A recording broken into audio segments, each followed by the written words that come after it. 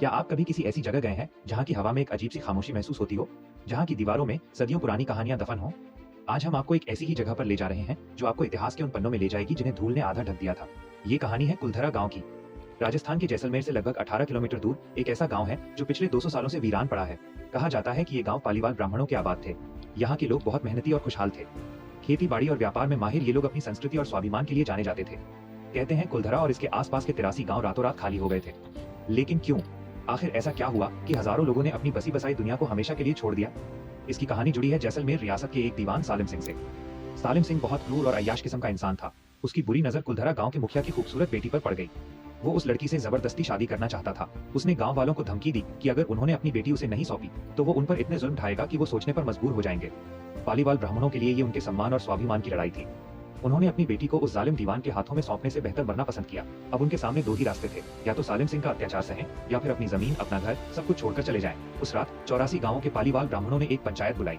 उस पंचायत में एक ऐसा फैसला लिया गया जिसने इतिहास रच दिया।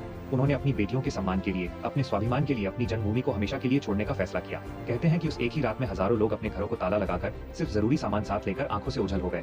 वो कहाँ गए किसी को नहीं पता। जाते जाते उन्होंने इस गाँव को एक श्राप दिया, एक ऐसा श्राप कि आज के बाद इस जमीन पर कोई दोबारा नहीं बस पाएगा। जो भी यहाँ बसने की कोशिश करेगा वो बर्बाद हो जाएगा।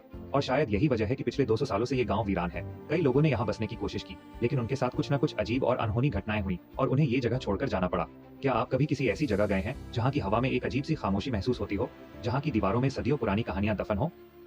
आज हम आपको एक ऐसी ही जगह पर ले जा रहे हैं जो आपको इतिहास के उन पन्नों में ले जाएगी जिन्हें धूल ने आधा ढक दिया था। ये कहानी है कुलधरा गाँव की। आज कुलधरा एक पुरातात्विक स्थल है जिसे भारतीय पुरातत्व सर्वेक्षण विभाग ने संरक्षित किया है। जब आप यहाँ के खंडहरों में घूमते हैं तो आपको उन लोगों की मौजूदगी का एहसास होता है।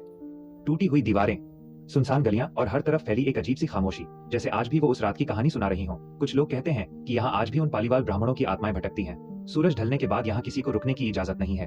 कई पैरानॉर्मल एक्सपर्ट्स और शोधकर्ताओं ने यहाँ आकर रिसर्च की है और उन्होंने भी कई अजीबोगरीब अनुभवों का जिक्र किया है। किसी को बच्चों के खेलने की आवाजें सुनाई देती हैं, तो किसी को औरतों के बात करने की।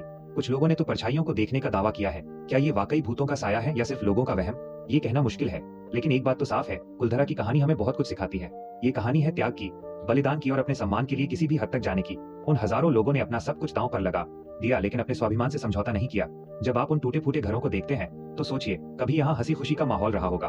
बच्चे गलियों में खेलते होंगे, औरतें कुएं पर पानी भरती होंगी और मर्द खेतों में काम करते होंगे। लेकिन एक इंसान की जिद और क्रूरता ने इस हंसते खेलते गांव को एक वीरान खंडहर में बदल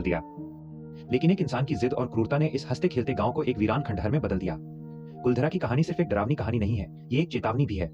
ये हमें याद दिलाती है कि जब सत्ता का गलत इस्तेमाल होता है तो उसके नतीजे कितने भयानक हो सकते हैं।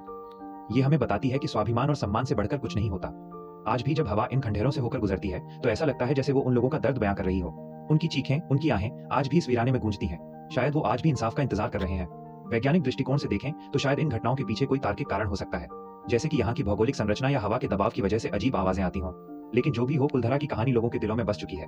ये एक ऐसी पहेली है जिसे आज तक कोई पूरी तरह से सुलझा नहीं पाया है। इस कहानी में कितना सच है और कितना फसाना, ये तो कोई नहीं जानता। लेकिन ये कहानी हमें सोचने पर मजबूर करती है कि क्या हम आज भी अपने मूल्यों और सम्मान के लिए इतना बड़ा त्याग कर सकते हैं?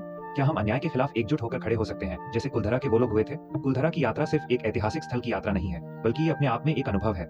ये आपको अतीत में ले जाती है और आपको उन लोगों की हिम्मत और दृढ़ता को महसूस करने का मौका देती है। अगर आपको कभी राजस्थान जाने का मौका मिले तो कुलधरा जरूर जाइएगा। शायद वहाँ की खामोशी आपको वो बातें कह दे जो किताबों में नहीं लिखी हैं। ये कहानी हमें याद दिलाती है कि इतिहास सिर्फ राजाओं और लड़ाइयों का लेखा जोखा नहीं होता, बल्कि ये आम लोगों के संघर्ष, त्याग और स्वाभिमान की कहानियों से भी भरा है। खून से लिखी ये सच्चाई आज भी कुलधरा की मिट्टी में जिंदा है और आने वाली पीढ़ियों को हिम्मत और आत्मसम्मान का पाठ पढ़ाती रहेगी। इस कहानी के बारे में आपकी क्या राय है? क्या आपको लगता है कि कुलधरा में सच में कुछ पैरानॉर्मल है या ये सिर्फ एक कहानी है?